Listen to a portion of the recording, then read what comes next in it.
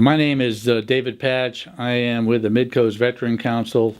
We're an organization made up of veteran volunteers that are vets helping vets, which brings us to why we're here.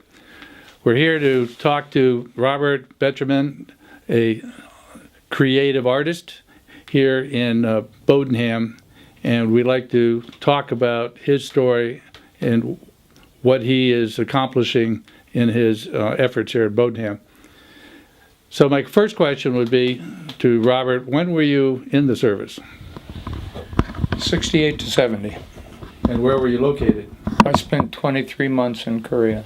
I took basic at Fort Jackson, then went to Fort McClellan for AIT, and then to Fort Knox. So you were in the Army, and now you're here and you're working with wood and metal. What got you into the wood and metal crafts? Well, for me it's hypnotic. Where I grew up, I needed a hiding place, a refuge. My father was an executive, but he was creative when he was in the mood, and was rebuilding a house and stuff, so there was that exposure, and other than that, it all just comes from nowhere, really. It gives me peace, and it gives me comfort, and it gives me hope, and it has paid the bills too. I would never ever say that I could understand what it's like to be in combat, no matter what I do, no matter what movies I watch. But I know about the aftermath. So you had this skill that you developed for personal reasons that became more and more of a passion for yourself. Sure. So that passion turned into a foundation, the Creative Flow Foundation. Yes. Could you tell us about that? The word flow is used to describe the altered state of consciousness achieved through creativity. I can give you a sort of a parallel thing to that. If you've ever taken a long drive and you got to the end of the drive and you say, geez, I can't remember driving that stretch from there to there. You were there, you were fully in control, but you were in what's called a reverie. Doing this is very similar to that. It allows a person to be present without being in pain. Sometimes you get overwhelmed with the depression or the anxiety or whatever, and if you can get yourself working on something like this, then it just goes away. It won't fix anybody, but it'll help people to be more fixable. So I'll train. I do wood, I do metal, I build boats and do all the metal work. It's a gift, and I want to pass it on. Do you think it's something that is more in the line of providing therapy than actually as a vocation, or is it both? It can be play, it can be therapy, it can be job training. I don't like to refer to what I'd like to do as training. That's a little bit too industrial. It's more like teaching. They're students, not trainees, because this is in addition to the physical part of it, it's also spiritual. It's still a refuge after 70 years. Well, I think it's pretty well understood in a lot of different circles that having skill sets that allow you to use your hands and use your creative thinking can be very, very therapeutic. And of course, veterans are dealing with all sorts of issues coming out of combat, or not even coming out of combat, just dealing with issues based on the environment that they happen to be in.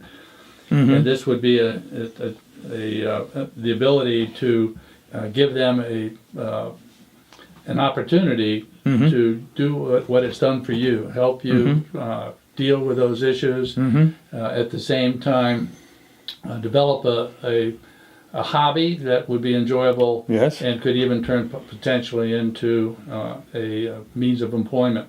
Absolutely. And you could learn.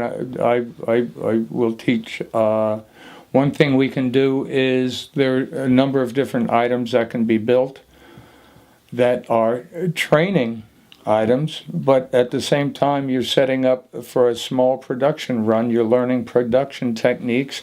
You can produce something that's marketable to bring money back in.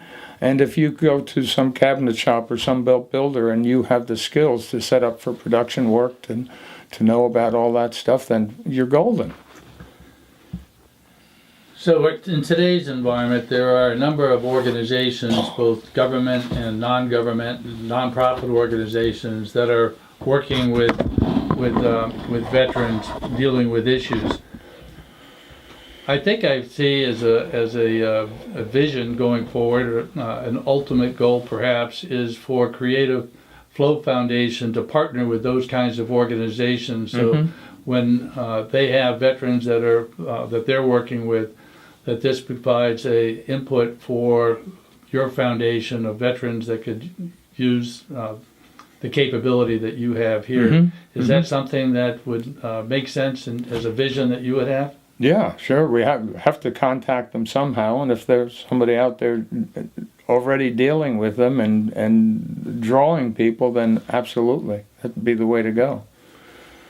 So ultimately, this would be a resource for those organizations, or even just veterans who would now know about the foundation to join your effort.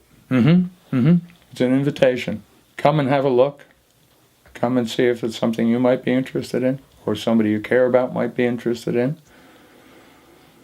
The feds aren't taking care of things, so it's up to us to do the job, right?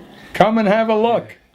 Yeah, I think it's an awareness issue, and what we're trying to do, I think, with this video and what you're trying to do is make the world aware of what you are doing and what the capabilities are, and hopefully this will bring people to you and introduce what you're doing to the broader population. Yes, hopefully. And there's another aspect to it. I feel like there's some people who maybe don't quite understand the value of doing things like this. It's just something different than we're all built differently, and there's some people who might not really grasp how tightly this can grab onto a person. Well, there's all kinds of tools available for helping people dealing with issues, from sports to creative arts. You actually kind of combined a little bit of both, because some of what you're creating here involves sports. Could you tell us a little bit about that? Let's go sailing. Yeah. There's when I take my boat to the boat launch and put her overboard and push off from shore, I leave a whole pile of crap on the beach. It's still there when I get back, but I get away from it for a while.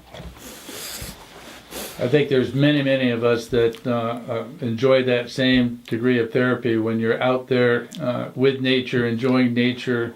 And Absolutely. And it's a time to, regardless of what your faith may be, it's a spiritual experience. Absolutely. And I suspect a lot of what you do is when you're using your hands to create things that you have in your mind, that could be a spiritual experience as well. And that would be an understatement. I want to get back to boats.